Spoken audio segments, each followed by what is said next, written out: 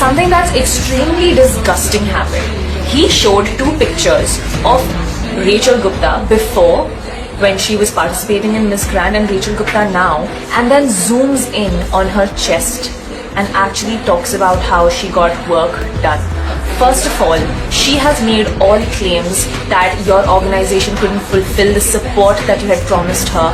What makes you think that you can publicly humiliate a personal choice that she made? They actually go on to say that she did not get any authority from the organization before doing that. It is her body. When are contracts going to stop including our body as a part of business, and any changes we do, it's nobody's business but hers? How is that impacting the organization, and how is it even morally right to go ahead and post something like this? She was your queen until yesterday. She just stepped down.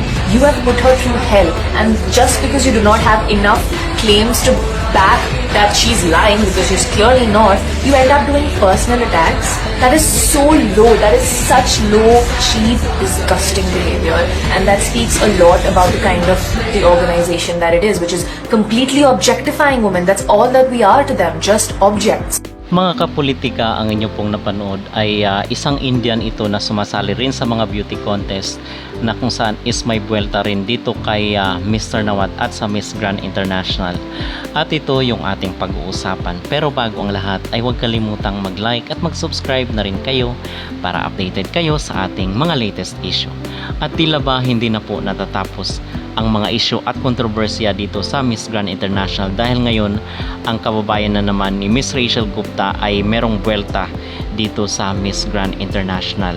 So ang sabi niya, itong pinopoint out ng isang influencer dito, ay sabi niya na kung saan ay yung pangbabody shame daw ng Miss Grand International dito sa kanilang kababayan na si Miss Rachel ay nasaktan daw sila dito sa ginawa ng MGI or ni Mr. Nawat. So ang mapapayo na lang po natin dito sa mga tao na kung saan ay nagsasabi ng against kay Mr. Nawat or nagsasabi ng against kay Rachel, siguro ay tigilan na lang para magkaroon na ng healing at magkaroon na ng moving forward itong isyong ito, dahil hindi po nakakatulong in both sides.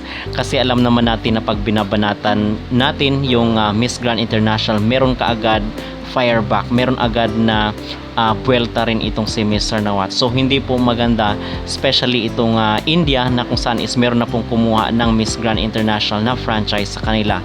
Okay, and in fact ay medyo nagkaroon nga rin ng conflict yung franchise holder ngayon ng Miss Grand International sa India, and then in-unfollow daw itong si Rachel dahil hindi nagustuhan, baka maapektuhan yung mga kandidata na ipinapadala nila dito sa MGI.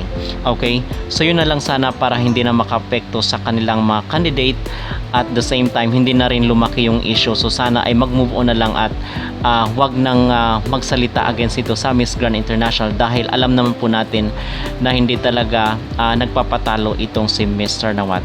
Ano po ang inyong mag-reaksyon sa sinabi ng kababayan ni Rachel? Mag-comment down below at huwag kalimutang mag-like at mag-subscribe na rin kayo para updated kayo sa ating mga latest issues.